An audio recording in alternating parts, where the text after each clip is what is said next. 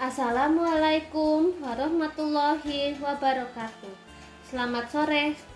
Perkenalkan, nama saya Adisti Megalauda dari instansi Kota Yogyakarta.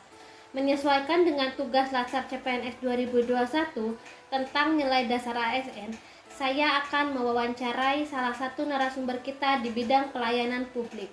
Narasumber kita saat ini adalah Bapak Muhaminuddin, sebagai Ketua RT salah satu daerah di Sleman, Yogyakarta. Kita akan berbincang mengenai nilai dasar ASN yang harus diterapkan di masyarakat. Selamat sore Bapak, apa kabarnya? Selamat sore. Alhamdulillah baik-baik saja, sehat selalu.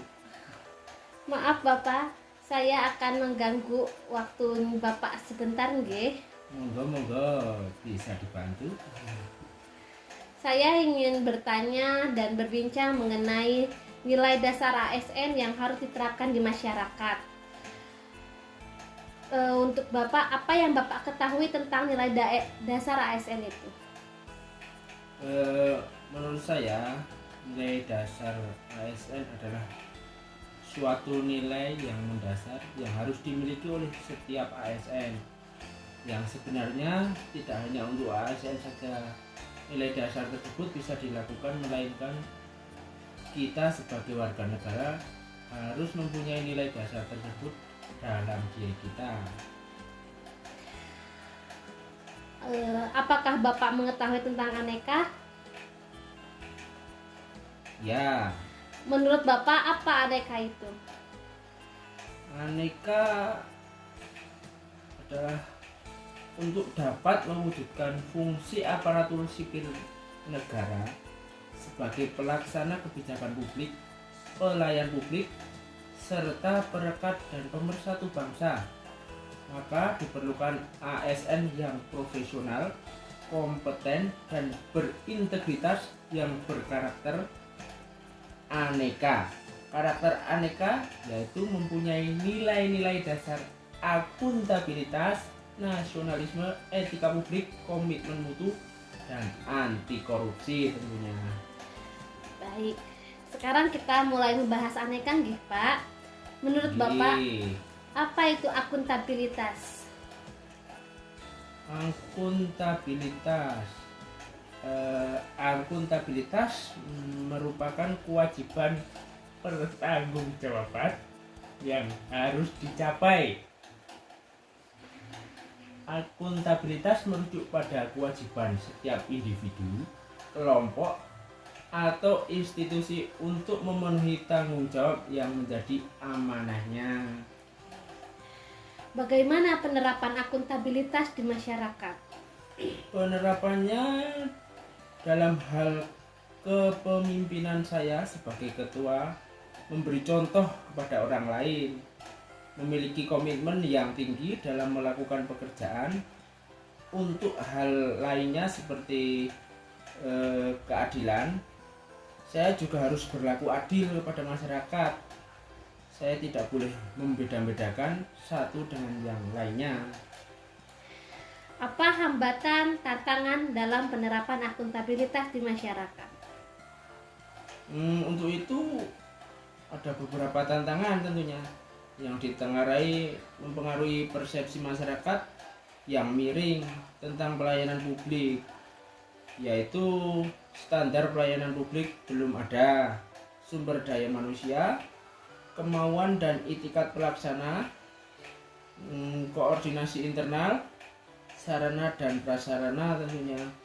Mengenai tantangan tentang belum adanya standar pelayanan publik, perlu dibuat standar pelayanan publik yang mencakup sistem, mekanisme, dan prosedur. Dalam undang-undang sudah diatur tentang itu. Yang cukup penting, penyusunan standar amanatnya harus melibatkan masyarakat luas. Dan bagaimana resiko dari penerapan akuntabilitas di masyarakat?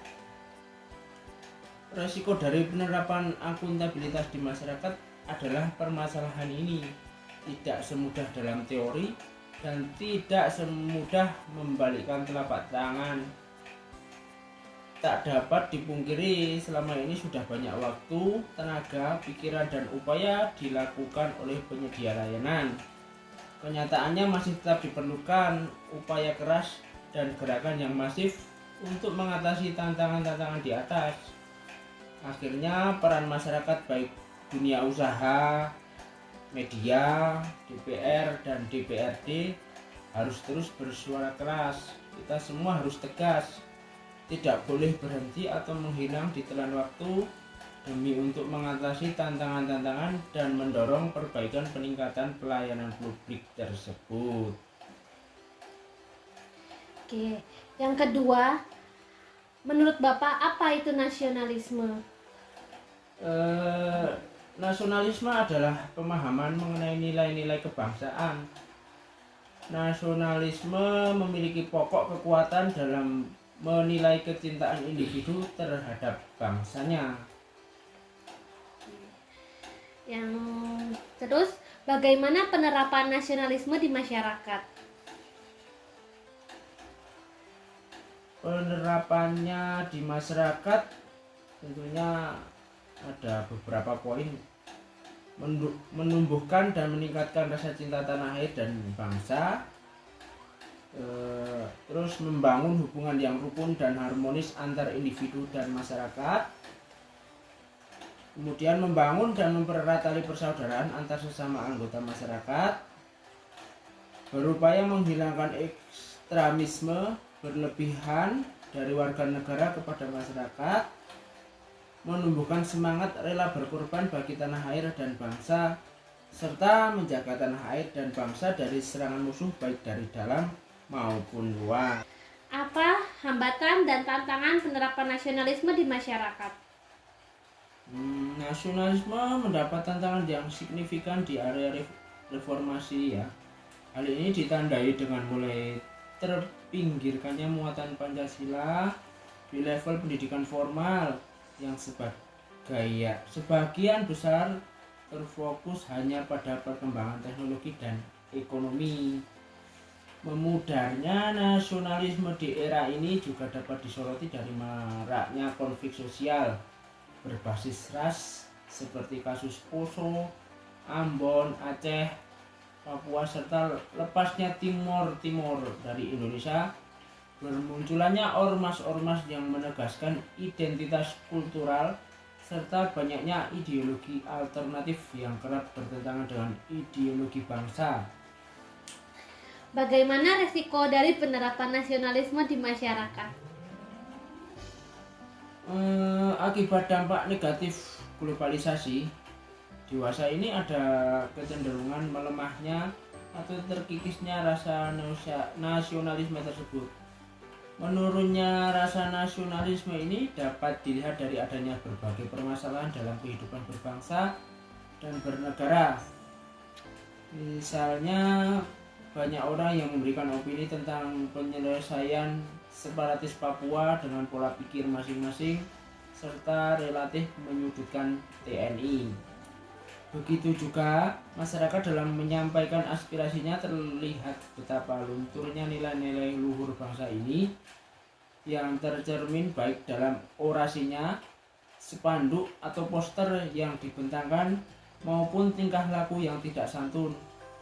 Pernah terjadi pada suatu peristiwa demonstrasi, mereka menginjak-injak dan membakar gambar atau foto presiden yang notabene sebagai lambang negara dan harus dihormati oleh seluruh anak bangsa.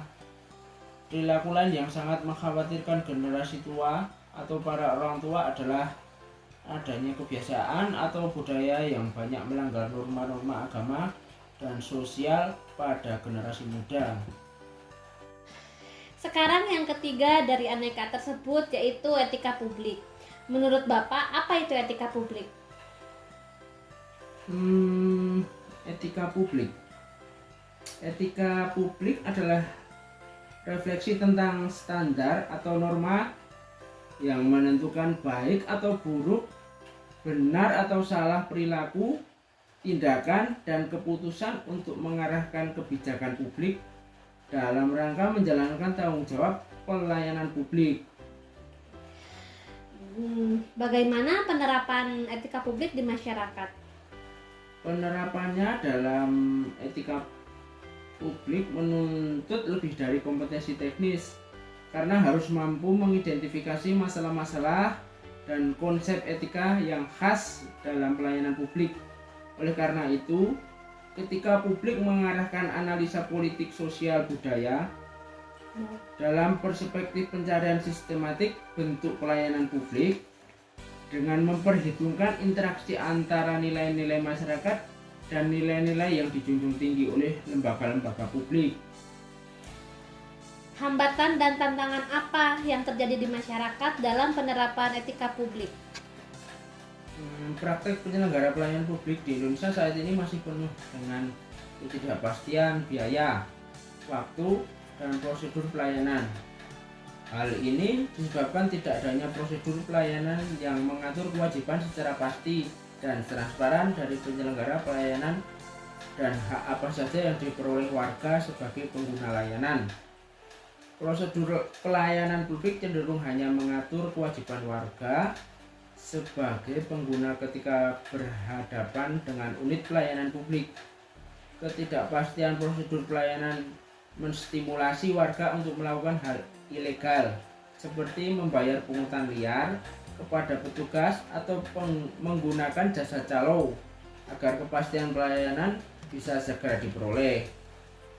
Melihat betapa kompleksnya masalah yang terjadi dalam praktek penyelenggaraan pelayanan publik, maka upaya penerapan etika pelayanan publik di Indonesia menuntut pemahaman dan sosialisasi yang menyeluruh, menyentuh semua dimensi persoalan yang dihadapi oleh birokrasi pelayanan. Maka permasalahannya sekarang adalah sejauh mana pemahaman dan penerapan etika pelayanan publik oleh birokrasi pemerintah Indonesia. Masalah ini perlu pengkajian secara kritis dan mendalam karena berbagai praktek buruk dalam penyelenggaraan pelayanan publik seperti ketidakpastian pelayanan, pungutan liar, dan pengabaian hak dan martabat warga. Resiko apa yang terjadi dalam penerapan etika publik di masyarakat? Kemajuan pola pikir masyarakat, perkembangan kondisi lingkungan, serta kemajuan ilmu dan teknologi telah secara nyata membawa dampak pada perubahan paradigma etika atau pergeseran nilai-nilai etika, khususnya pada etika pelayanan publik. Apa yang dulu dianggap tidak baik bahkan tabu, semakin hari semakin ditoleransi, bahkan ada yang diterima sebagai sebuah kewajaran. Misalnya, dulu pendekatan pembangunan top down dianggap pendekatan kebijakan yang paling baik dan bijaksana. Namun, sekarang ini pembangunan dengan pendekatan tersebut dianggap tidak layak, tidak demokratis, tidak mengadopsi kebutuhan sasaran pembangunan, dan lain-lain. Yang keempat, dalam aneka yaitu komitmen mutu. Apa itu komitmen mutu menurut Bapak?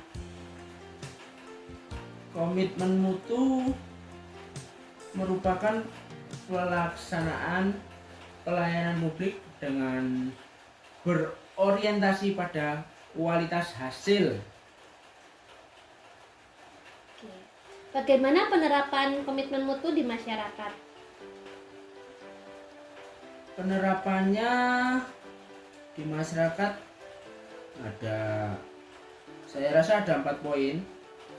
Poin yang pertama, efektif, yaitu berhasil guna, dapat mencapai hasil sesuai dengan target. Poin yang kedua, efisien, yaitu berdaya guna, dapat menjalankan tugas dan mencapai hasil tanpa menimbulkan pemborosan. Terus poin yang ketiga, inovasi, yaitu penemuan sesuatu yang baru atau mengandung kebaruan. Terus poin yang terakhir atau yang keempat, berorientasi mutu, yaitu ukuran baik buruk yang dipersepsi individu terhadap produk atau jasa. Apa hambatan dan tantangan dalam penerapan komitmen mutu di masyarakat? Muncul hambatan-hambatan dalam mengimplementasikan manajemen mutu terpadu di lembaga pendidikan, antara lain: 1. Persepsi atau interpretasi masyarakat terhadap perubahan akan mempengaruhi perubahan tersebut. Yang kedua, belum adanya kebersamaan sikap terhadap kualitas. Terus yang ketiga, kesiapan sumber daya manusia yang akan menjadi modal utama dalam menjalankan program tersebut. Ini hal terakhir dalam aneka nggih, Pak. Yaitu anti korupsi. Menurut Bapak, anti korupsi itu seperti apa? Anti korupsi. Anti korupsi adalah tindakan atau gerakan yang dilakukan untuk memberantas segala tingkah laku atau tindakan yang melawan norma-norma dengan tujuan memperoleh keuntungan pribadi, merugikan negara atau masyarakat baik secara langsung maupun tidak langsung. Bagaimana penerapan anti korupsi di masyarakat? Dengan memantapkan 9 nilai-nilai anti korupsi untuk membangun budaya anti korupsi serta memperkokoh jati diri. Kejujuran diarahkan untuk membangun integritas yang tinggi. Kedisiplinan digunakan untuk menaati hukum dan norma-norma. Kepedulian merupakan bentuk kepekaan pada lingkungan. Tanggung jawab adalah kesadaran untuk menunaikan amanah. Kerja keras merupakan bentuk pengabdian yang sebaik-baiknya. Kesederhanaan yaitu bergaya hidup tidak boros dan mewah. Kemandirian merupakan tanda tidak mudah tergantung pada orang lain. Terus keberanian adalah mampu melaporkan kecurangan dan berani memperbaiki diri. Dan yang terakhir adalah keadilan, yaitu adil di dalam menerapkan hukum. Hambatan dan tantangan apa yang Bapak temui di masyarakat dalam penerapan anti korupsi? Sikap permisif di tengah masyarakat dalam nilai praktik korupsi seperti gratifikasi menjadi tantangan tersendiri dalam memberantas korupsi. Masyarakat Indonesia menolak dan membenci korupsi, tapi di sisi lain masih ada sikap permisif dan standar ganda, yaitu belum sepenuhnya paham mengenai gratifikasi dan konflik kepentingan, membangun pola pikir anti korupsi dan nilai integritas sedari dini sangat penting. Oke Pak, pertanyaan terakhir. Bagaimana resiko dari penerapan anti korupsi di masyarakat? Penerapan anti korupsi di masyarakat. Resiko dalam penerapan anti korupsi di masyarakat adalah kurangnya pemahaman masyarakat tentang sebab dan akibat dari korupsi. Masih banyak hal kecil yang dilakukan oleh masyarakat umum, padahal itu gratifikasi yang termasuk ke dalam korupsi. Mungkin cukup sekian pertanyaan dari saya. Terima kasih untuk waktu dan tempatnya. Saya mohon maaf bila ada salah kata. Terima kasih nggih Pak. Sami-sami.